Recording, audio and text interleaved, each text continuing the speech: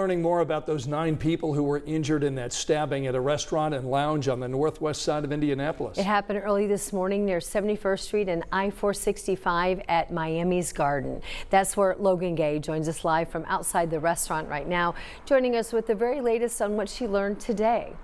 Logan? And this restaurant and lounge is closed now. You can see the Pike Township Fire Marshal has posted the sign on the door. It's right underneath the no firearms or weapons allowed on this property. Now, it was a completely different picture this morning when this entire parking lot was surrounded by crime scene tape. Miami's Garden Restaurant and Lounge is marketed online as an ambient tropical restaurant. That vibe was interrupted after 9 people were injured in a stabbing. Shoes, clothing, and glass littered the parking lot after the early morning disturbance. In a statement to 13 News, IMPD Police Chief Chris Bailey calls the incident alarming. He wrote, "This morning I woke up to news that was both troubling and disappointing. The sheer number of victims involved in this incident underscores the severity of this violence." According to IMPD, 1 person of interest with trauma was taken to a local hospital in critical condition.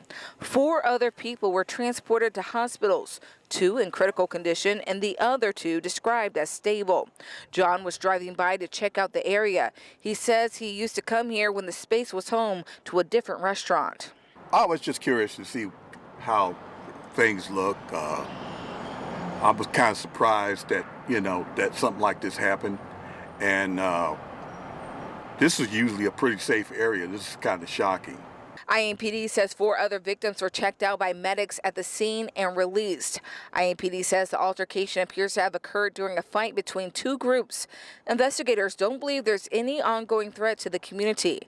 A total of 2 persons of interest were detained in connection with the incident. So far, no arrests have been made. I did go inside and I spoke with the owner, but he said he wasn't willing to make a comment at this time. Ann?